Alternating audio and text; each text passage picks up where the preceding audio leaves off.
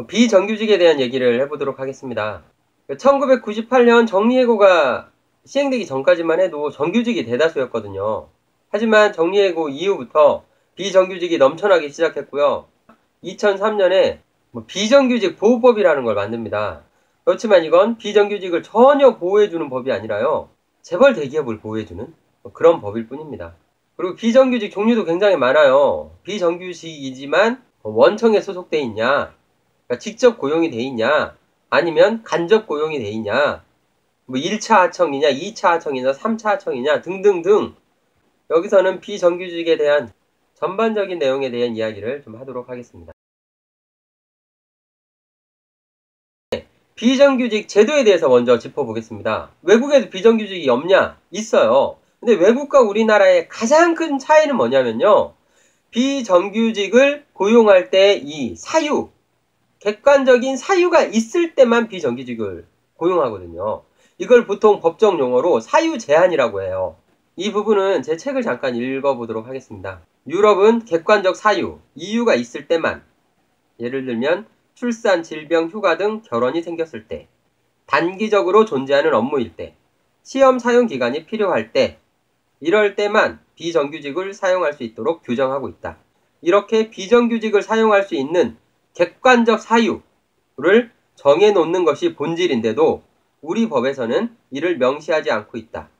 비정규직법을 제정할 때 보수 기득권층, 양대 정당과 재계, 재벌 대기업들이 끝까지 거부했기 때문이다. 2004년 당시 비정규직 보호법 입법이 논의될 때 쟁점은 사유 제한을 포함시켜야 한다는 것이었다. 이게 가장 중요한 거란 말이에요. 정해진 사유에 해당될 때만 비정규직을 쓰게 하고 그 외 고용은 정규직으로 해야 한다는 것이었다. 다른 나라들 다 이렇게 한단 말이에요. 그러니까 우리나라도 이렇게 하려고 했던 거죠. 그러나 양대 정당은 사유 제한을 절대로 받을 수 없다며 기간만 제한해야 한다고 밀어붙였다. 정경유착이 아니고서야 이럴 수 있을까? 결국 2년이라는 기간만 도입되었다. 정경유착의 증거물인 거죠.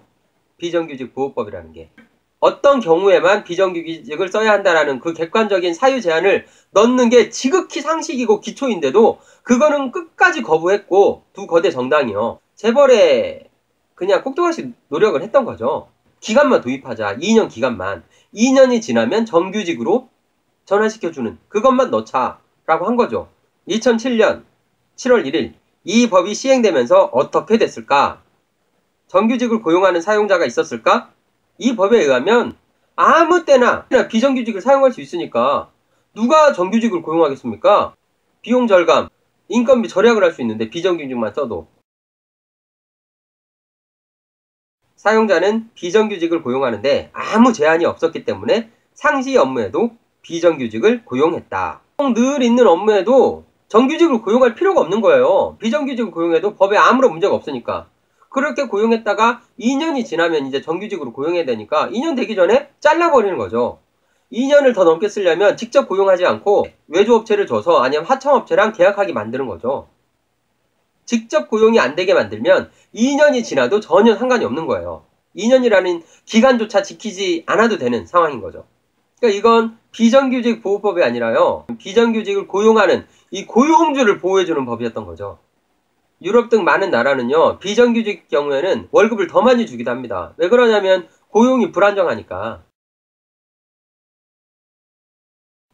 그리고 또 중요한 건요, 독일 같은 경우 아주 핵심적으로 지켜지는 게 뭐냐면 동일 노동, 동일 임금입니다. 즉 같은 일을 하는 노동자들에게는 같은 임금을 주는 거예요. 이 원칙이 엄격하게 지켜지는 거죠. 그러니까 비정규직이라고 해도 똑같은 임금을 받을 수 있단 말이에요. 근데 우리나라의 경우는 어떠냐? 동일 임금, 동일 임금의 원칙이 지켜지지 않습니다. 우리나라는요, 법적으로 똑같은 일을 시켜도 소속이 다르면 임금을 다르게 줘도 됩니다. 일을 똑같이 시켜놓고도 A라는 직접 고용이 돼 있어요.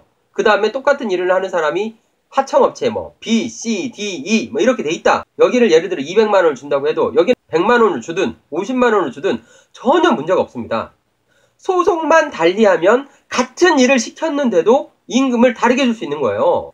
그러니까 똑같은 일을 해도 정규직이냐 비정규직이냐, 비정규직도 다르잖아요. 직접 고용이냐, 간접 고용, 1차 하청이냐, 2차 하청이냐, 3차 하청이냐에 따라 임금이 천차만별의 차이가 있는 거죠. 말이 됩니까, 이게? 굉장히 비인간적인 제도를 깔아놓은 거죠. 그리고 비정규직의 핵심은요, 사용자가 언제든지 맘대로 계약 해지할 수 있다는 겁니다. 정규직의 경우는, 지금 같은 경우는 회사에 어떤 경영상의 위기가 있을 때만 자를 수 있잖아요.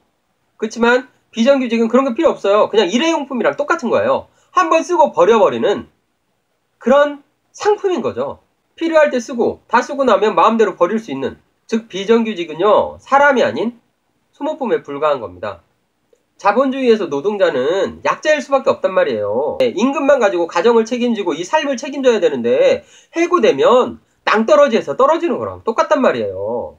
그러니까 수탈과 착취를 당하지 않고 함부로 할 수 없도록 하기 위해서 만드는 게 노동조합인 거죠. 그러니까 노동조합을 만들 수도 없는 거예요. 노동조합을 만드는 순간 자동으로 계약 해지. 내일부터 출근하지 마십시오. 그냥 해고 문자 날라가 버리니까 그러면 그냥 잘린단 말이에요. 직접 고용과 간접 고용에 대한 얘기 잠깐 하도록 하겠습니다. 이 부분 제가 제 책을 읽을게요. 노동자가 원청과 직접 계약을 하는 것이 직접 고용이고, 원청이 아닌 다른 업체, 그러니까 용역업체나 하청업체와 계약을 하는 것이 간접 고용이다. 이게 제일 중요한 게 이 부분이에요. 법적 책임은 노동자와 계약을 한 업체에 있다. 즉, 직접 고용의 경우 노동자의 요구에 원청이 법적 책임을 져야 한다. 하지만 간접 고용의 경우 실질적인 사용자가 원청임에도 불구하고 원청은 어떠한 책임도 지지 않게 된다.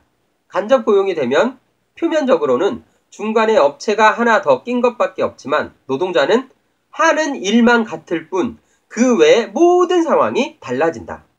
먼저 실사용자인 원청의 법적 책임이 전혀 없어진다. 또한 중간업체, 용역업체나 하청업체는 땀 흘린 노동자들의 돈을 합법적으로 가져갈 수 있다. 직접 고용의 경우 임금이 노동자에게 직접 전해지는데, 간접 고용의 경우 중간업체에 임금이 입금되면 수수료를 떼고 주기 때문이다. 결국 간접 고용이 되면서 노동자는 같은 일을 하는데도 임금이 대폭 줄어들었을 뿐만 아니라 근무 환경도 더 열악해졌다. 이런 상황에서 노동자들에게 가장 필요한 것은 단결할 수 있도록 해주는 노동조합이지만 노조를 결성하는 것도 쉽지 않다. 노조에 가입하는 순간 해고는 불을 보듯 뻔하기 때문이다. 직접이 간접이 된 것뿐인데도 삶의 차이는 이렇게도 커졌다.